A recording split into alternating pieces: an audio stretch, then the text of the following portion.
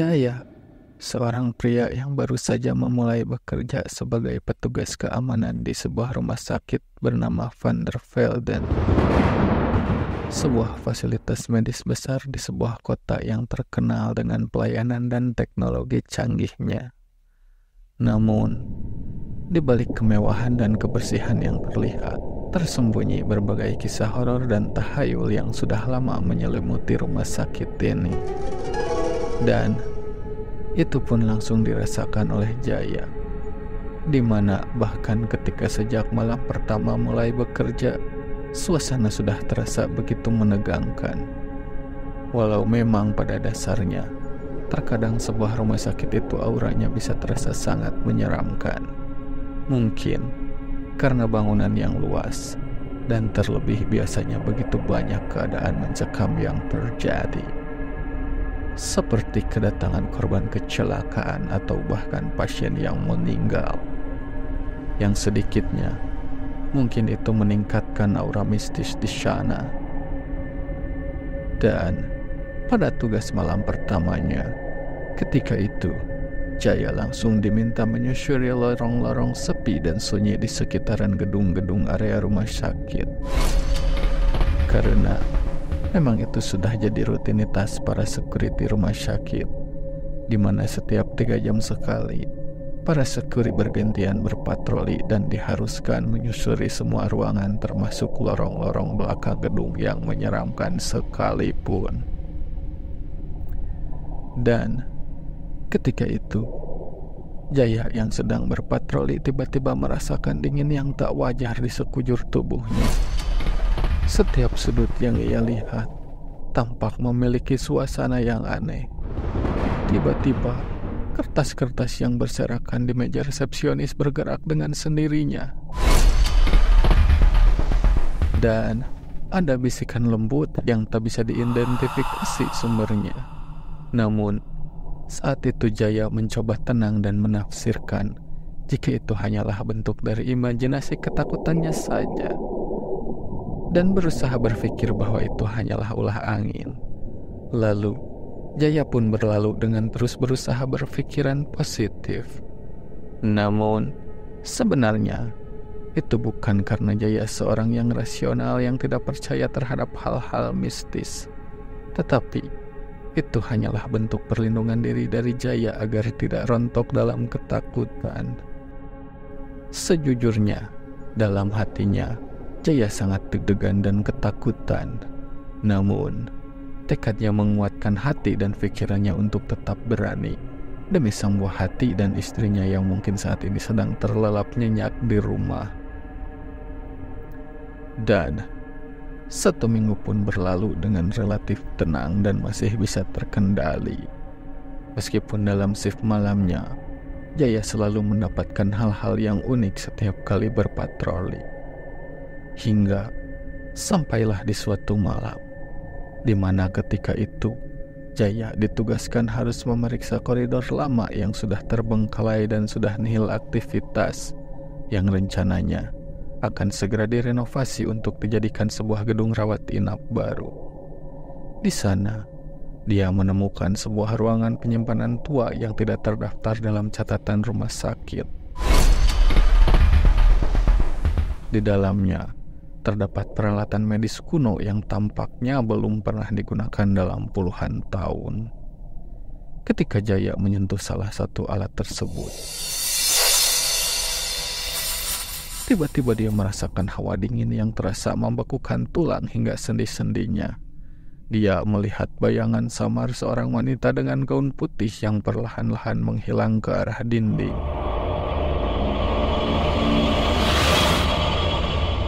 Kegugupan pun mulai menyelimuti Jaya, tapi dia tetap berusaha tenang dan segera meninggalkan ruangan itu.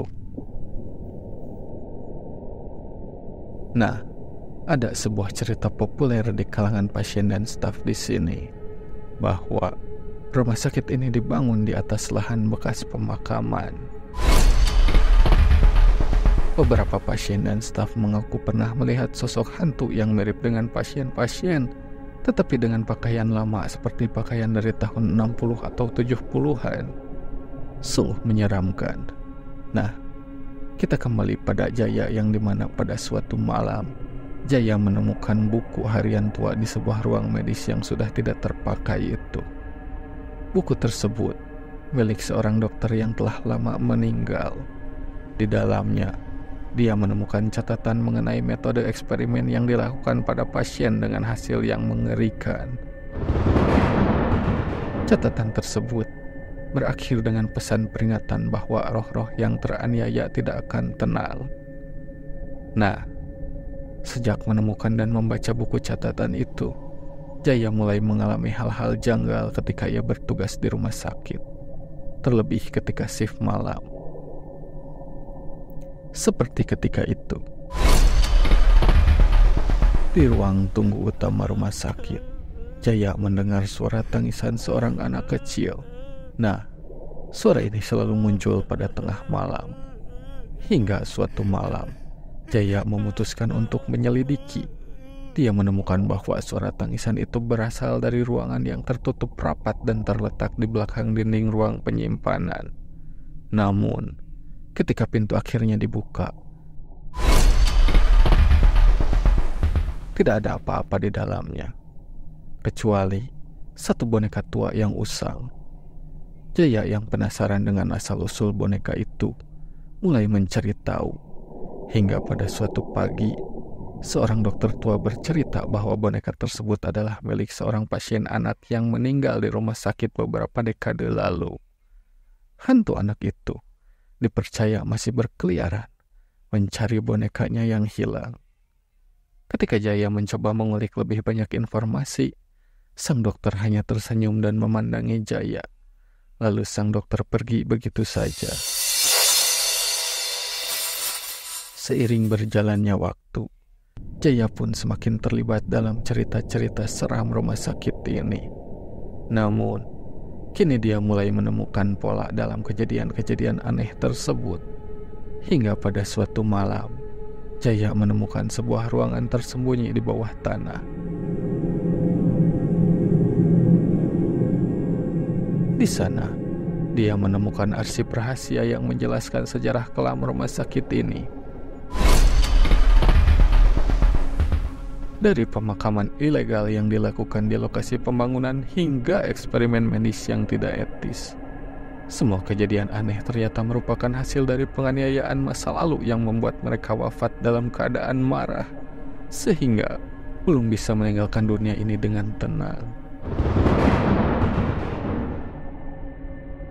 Menjelang akhir bulan, Jaya merasa semakin tertekan oleh suasana rumah sakit ini, sehingga Jaya berniat untuk mengundurkan diri dari pekerjaannya sebagai security di rumah sakit ini.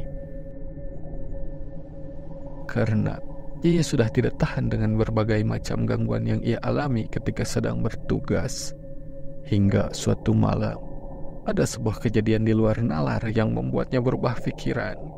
Yang ketika itu, Jaya yang sedang berpatroli kembali di area gedung tua itu mendapati seorang anak kecil yang sedang berlarian sambil membawa sebuah boneka.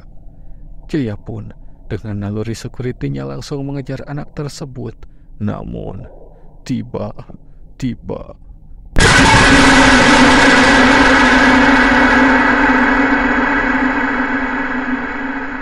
Jaya melihat sebuah adegan mengerikan di mana ada beberapa orang yang terbaring dalam sebuah meja operasi dan nampak sesuatu sedang dilakukan pada tubuh mereka. Dan tak berselang lama, jeritan mereka pun terhenti diiringi ekspresi kekesalan sang dokter yang membedah mereka. Lalu, tiba-tiba dia seperti berpindah dimensi dan menyaksikan adegan berikutnya, di mana sang anak yang tadi berlarian membawa boneka kini nampak sedang memeluk erat bonekanya sambil menunjuk ke arah sebuah pintu. Awalnya, Jaya hanya diam saja dan hanya memandangi pintu itu, hingga tiba-tiba sesuatu seperti mendorongnya hingga terpelanting tepat ke depan pintu itu. Dan mau tidak mau, Jaya pun memaksa dirinya memberanikan diri untuk membuka pintu itu. Ternyata di balik pintu itu terdapat sebuah kerangka manusia yang dimana ketika Jaya mendekat, dia mendapati sebuah buku catatan di tangan kerangka tersebut. Jaya pun seketika berlari sekuat tenaga hingga pontang-panting. Jaya berlari menuju pos security terdekat untuk meminta pertolongan pada rekannya. Singkat cerita, keesokan harinya, apa yang ditemukan oleh Jaya menjadi berita besar dan mengejutkan. Ternyata, terkuak fakta bahwa pada zaman dahulu kala sekitar tahun 60-an, di rumah sakit ini terjadi sebuah kejadian pilu yang mengerikan, di mana ketika itu seorang dokter keturunan Belanda bernama Van der Velden melakukan sebuah eksperimen mengerikan terhadap beberapa pasien di rumah sakit. Van der Velden melakukan rekayasa genetik untuk meningkatkan kecepatan regenerasi sel manusia. Dr. Van der Velden melakukan semua eksperimen itu untuk menyelamatkan anaknya yang mengidap suatu penyakit langka yang membuat umur anaknya tidak lama lagi. Van der Velden mengusahakan berbagai cara hingga dia tanpa ragu mengorbankan pasien-pasiennya untuk bahan uji coba. Namun, sayangnya eksperimen ekstrim itu tidak pernah berhasil hingga dia dan anaknya wafat setelah mengorbankan 26 nyawa.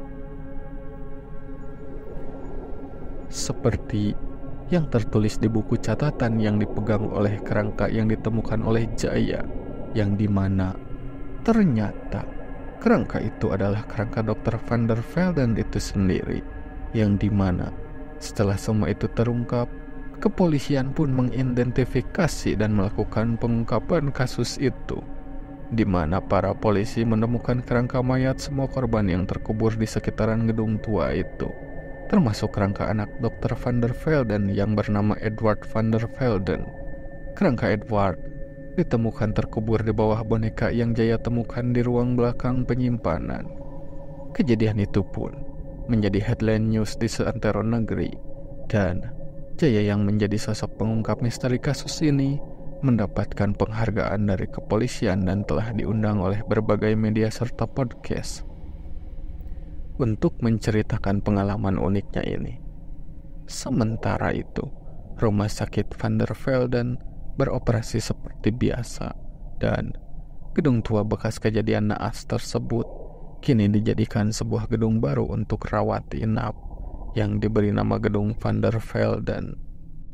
Beberapa bulan kemudian, meskipun rumah sakit sudah lebih tenang dan lebih nyaman dengan gedung baru yang lebih terang dan nampak rapih, tidak lagi gelap dan menyeramkan, Jaya sudah tak lagi mendengar atau mengalami cerita-cerita menyeramkan lagi. Mungkin pengungkapan kejadian Van der Velden itu telah membawa ketenangan pada roh-roh yang sebelumnya masih penasaran dan dipenuhi rasa amarah. Cerita pun berakhir dengan Jaya yang semakin nyaman bekerja di rumah sakit Van der Velden ini untuk menafkahi sang anak dan istrinya yang selalu setia menunggu kepulangannya di rumah. Akhir kata, izinkan saya berpantun ria. Jangan lupa like, share, dan subscribe. Terima gaji.